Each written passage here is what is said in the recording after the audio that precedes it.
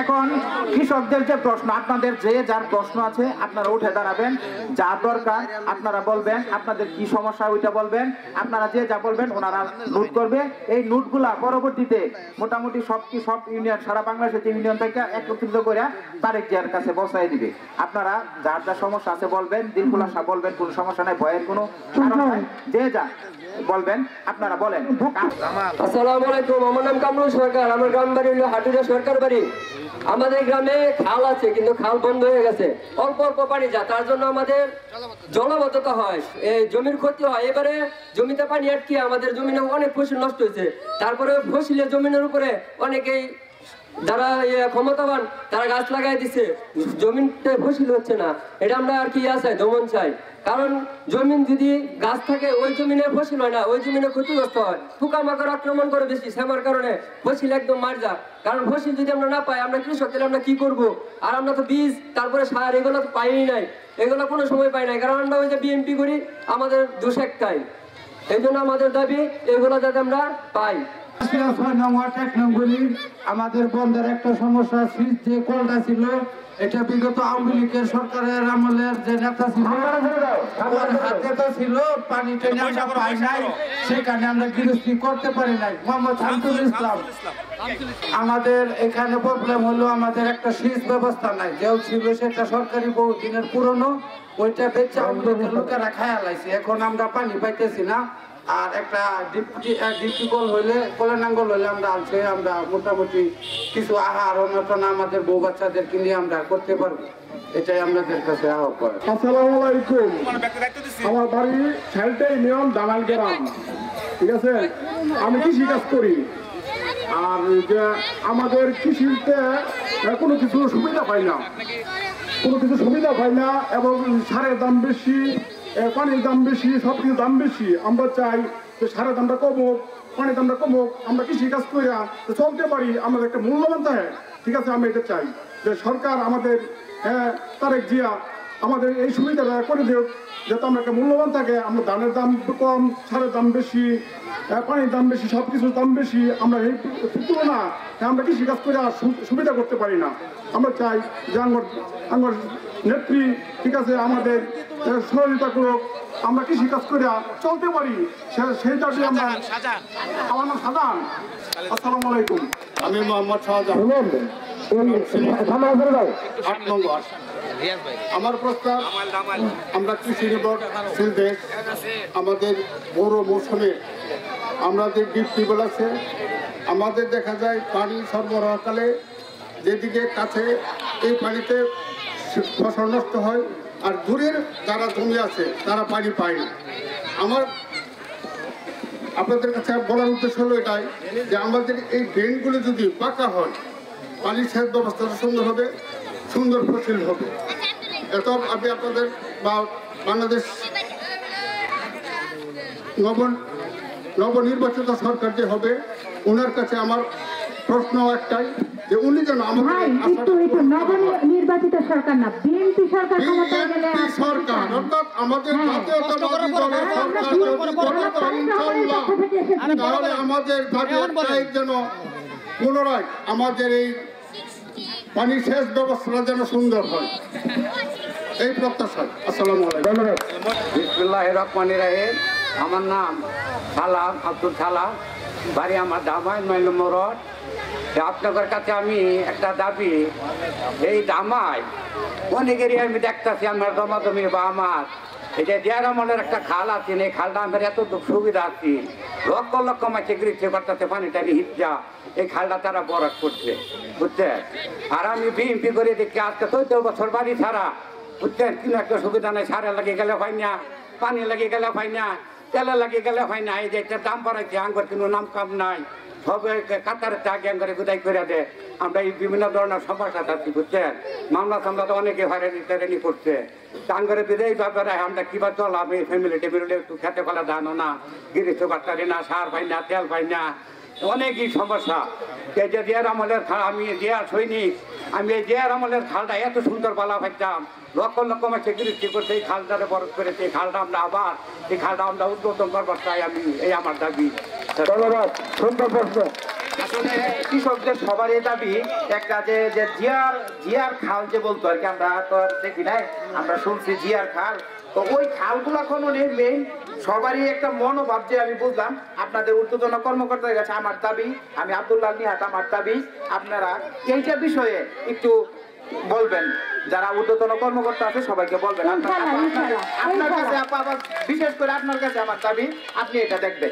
ভোটের অধিকার আগে আদায় করে দিবেন, বিএনপি ক্ষমতায় আনবেন, ইনশাআল্লাহ ক্ষমতায় আসতে পারে, ইনশাআল্লাহ বিএনপি ক্ষমতা। আমি এখানে একটা প্রশ্ন রাখতে চাই, আপনারা কি খালি ধানই খান, মৎস্য করেন না, পোল্ট্রি করেন না, গরু খামার করেন না? সমস্যা কি বলে তুলে ধরে প্রশ্ন করেন আপনারা, যারা মৎস্য গরু খামারি, আপনাদের কি সমস্যা হয় এগুলো তুলে ধরেন আমাদের কাছে। আমি একজন সাধারণ নার্সারি মালিক, আমরা নার্সারি ব্যবসা করি। যে মানুষের নিত্য নতুন বীজ বা এই যেসব ফলন্ত গাছ হয়, এটার জন্য আমরা উৎসাহ করি সবার জন্য। এটা যে আমরা একটা কৃষি মেলা করি, কৃষি মেলা করে এই মেলার সময় দেখা যায় কি কিছুই করা যায় সামথিং, আমাদের খুব কষ্ট হয়। মেলার সময় কি হয়েছে আপনি বলেন? টল পাওয়া যায় না, টল হয় ছোট ছোট, মেলার টলের জন্য নার্সারির জন্য পাশাপাশি আমরা গরু পালি। গরুরা এমন একটা সিস্টেম হয় যে আপনার গরুগুলা ভুসি কিনতে এত দাম, 60 টাকা কেজি, তো ভুসি কিনে খাওয়াইয়া কুরবানির সময় বিক্রি করি, তখন আমাদের লস হয়। এই লসটা আমরা একটু খাদ্য দিক দেয়া বা গরুর পুষ্টিকর খাদ্যের জন্য এটা আমি সরকারের কাছে আবেদন করি যে এটা আমাদের নিয়ন্ত্রণ করলে বেশি ভালো হয়। আমাদের খাদ্যের বাজার নিয়ন্ত্রণ করতে হবে, তো হ্যাঁ খাদ্যের দাম কমাতে হবে, তো কমাতে হবে, তাহলে কিন্তু আমাদের গরুগুলো আমরা করতে পারবো। পশু অধিদপ্তরে যোগাযোগ করেছিলেন আপনারা? হ্যাঁ, আমরা পশু যোগাযোগ করলে কি হবে, এই যে সাধারণ চিকিৎসা দেয়, এছাড়া আর কিছু পাইনি, আর কোনো সহযোগিতা এছাড়া আমরা কোনোদিন কিছু পাইনি। আচ্ছা, মানে একটা ইঞ্জেকশন কিনতে হলে আমাদের টাকা লাগে, বাইরে থেকে কিনে নিয়ে আসতে হবে, সরকারি ভাবে কিছু সরকারি ইঞ্জেকশন আপনাদেরকে দেওয়া হয় না? না, আমরা কেউই পাই না এই পর্যন্তই।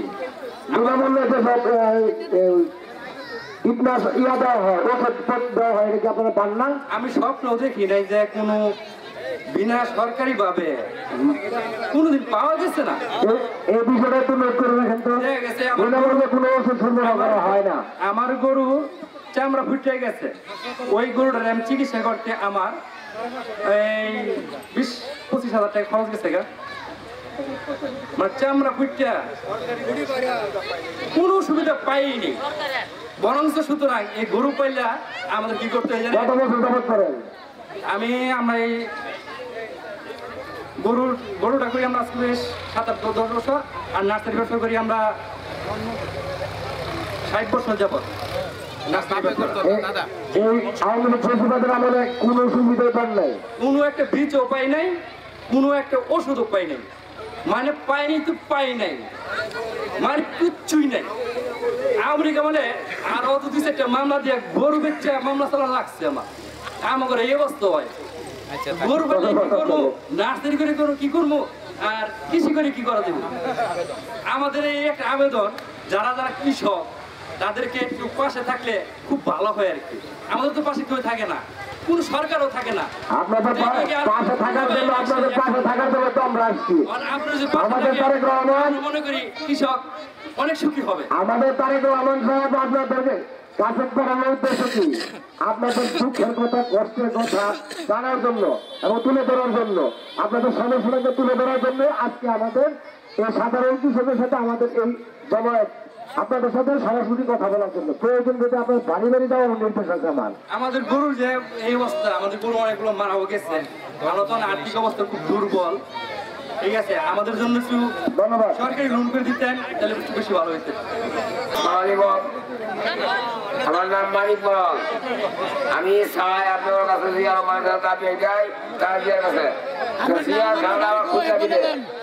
আপনার নাম এবং আপনার বাড়ি আমার বাড়ি 7 নম্বর ওয়ার্ড, মানিক মিয়া, মানিক মরল। আমি চাই যে তার জিয়ার কাছে জিয়ার খালটা আমার খুঁজতে দিবে জনগণের সুবিধার জন্য। আর আমার জন্য একটা গরু খাবারে একটা টাকা আমার দাবি তার জিয়ার কাছে।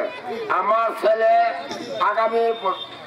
আগামী বছর এই বিয়ে বাস করে বিয়ে করতেছে, চাকরি গেছিল।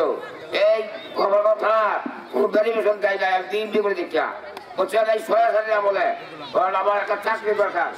আর কৃষি বিশ্ববিদ্যালয় এই জিয়ার খালটা খুঁজাই দিবেন, এই তারা আপত্তি, জনগণের শান্তি। আসসালামু আলাইকুম। আমার বাড়ি যশোরা 7 নম্বর ওয়ার্ড। আমি চাই এই বিএনপি সরকারের কাছে কীটনাশকটা মান্য ব্যবহার করবার, কীটনাশকটা মান্য দেওয়ার। কীটনাশকের লাগে কৃষকের ব্যাপক ক্ষতি হয়। আসসালামু আলাইকুম। আসসালামু আলাইকুম। আমার নাম মোহাম্মদ চঞ্চল মিয়া, বাড়ি দামান। আমরা এই 70 বছর যাবৎ আমি একজন বড় কৃষক, কিন্তু আমি সার বীজ থেকে বঞ্চিত, কোনো কিছু পাই নাই। অপরাধ একটাই বিএনপি করি। আর যারা প্যান্ট শার্ট পরে ঘোরাফেরা করছে তারা কোনো কৃষি কাজ করে নাই, 50 টাকা জমি কৃষি করে নাই, তারা সব কিছু পাইছে। আচ্ছা, আমাদের এলাকায় আমার একটা সাবমার্সিবল আছে, আমি একটু দূরে পানি নিতে পারি নাই, কৃষকের অসুবিধা হয়। যদি মাটির নিচে যে পাইপটা দেওয়া হয়, এই পাইপের যদি ব্যবস্থা হয়েছে তাহলে কৃষক অনেক উপকৃত হইতো। এবং একটা ট্রাক্টরের ব্যবস্থা হলে 10-15 জনের মাধ্যমে একটা ট্রাক্টরের ব্যবস্থা হলে কৃষকের জন্য একটু সুবিধা হইতো আর কি। এই আমার আবেদন সরকারের কাছে, এই আমার চাওয়া। আসসালামু আলাইকুম। ধন্যবাদ। পেছনের ভাইরা কি আপনারা কি কৃষি আবাদ করেন না? পেছন থেকে প্রশ্ন করেন, শুধু সামনে থেকে সবাই করছে। আমরা তো আপনাদের কথা শুনতে এখানে এসেছি। পেছন থেকে ভাইরা প্রশ্ন করেন, আমার কৃষক ভাইরা। আমার নাম মোহাম্মদ সুরানা, আমি গোপাল এলাকার সদস্য। আমি 1 নং ওয়ার্ড 8 নং ইউনিয়নের বাসিন্দা। আমার পূর্বপুরুষ কৃষক, আমি নিজেও কৃষক। এবং কি আমার গোপালগাঁও ইউনিয়নের যে পূর্বে যারা ছিল বা যারা রাজনীতি করে গেছে তাদের সময় আমরা কিছু পাইনি। এবং কি আমাদের যে কৃষকদের ছিল অনেকেই কিন্তু বীজ পায় না। আমি নিজেও কয়েকবার আবেদন করছি, কিন্তু আমি বীজ পাইনি। এবং আমাদের এখানে যে কৃষকগুলি বঞ্চিত আছে তাদের কাছে, তারা আমার কাছে অনেকে বলেছে যে তোমাদের আমাদের আমরা কিছু আশা করতে পারি। তখন আমি বললাম যে হ্যাঁ, আমরা সরকারের কাছে আমরা এটা আবেদন করবো এবং কি আমরা সরকারের কাছে জানাবো, সরকার আমাদের জন্য কি সহযোগিতা করে আমি সেটার জন্য আপনাদের কাছে আহ্বান জানাচ্ছি। আমাদের 70 থেকে 80% লোক কৃষিজীবী। তো সেই লক্ষ্যে আপনারা কাজ করবেন যে বিদেশে যে পাচার হয়েছে, যে পাচারকারীরা তারা তো ধরা পড়ছে, সেই টাকাগুলো যাতে আমাদের দেশে আসে সেইটা আপনি দেখবেন এবং আমাদের কৃষকদের মাঝে করেন।